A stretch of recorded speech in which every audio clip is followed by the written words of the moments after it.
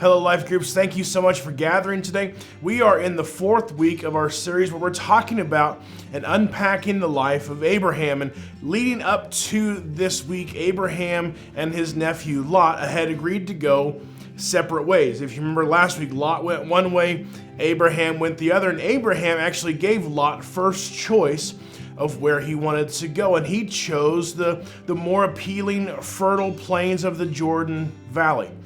At about the same time, war broke out, and through a series of crazy events, Lot and his family and all of his possessions were taken captive. One of Lot's men escaped and came and told Abraham what had happened, and throughout this series we've been talking about Abraham's character, the good, the bad, and the ugly, and this is one of those moments where Abraham's good, right, and true character shines through. Because as soon as he heard that Lot had been taken captive, he mobilized 318 warriors. He chased down the king and his army and took back everything that was taken.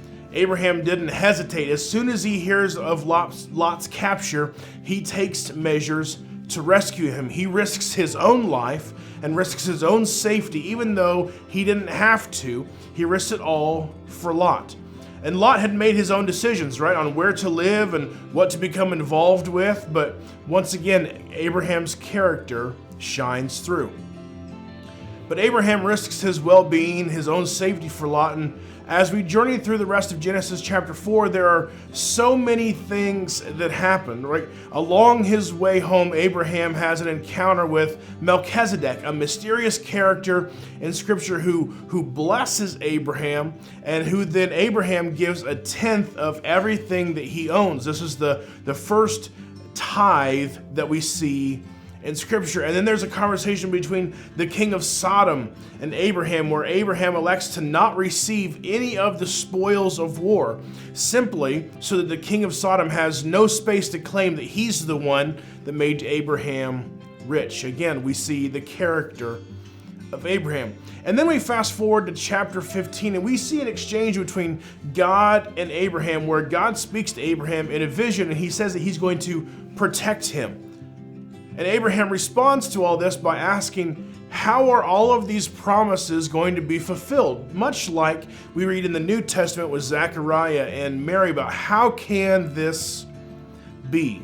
How are all of these promises going to be fulfilled, especially since he doesn't have a son? And God takes Abraham outside and shows him all of the stars in the sky and reinforces his promise that he's going to become a great nation, one that outnumbers the stars in the sky. And Scripture tells us that after that encounter with God, that Abraham believed and the Lord counted him as righteous because of his faith. Even in the midst of the unknown and the questions and maybe even some doubt and in the middle of the wondering and the waiting, Abraham's faith never wavered. In the middle of this defining moment, his faith remained intact. And the question that Abraham had to answer, and the one that you and I have to wrestle with, is, will I trust God?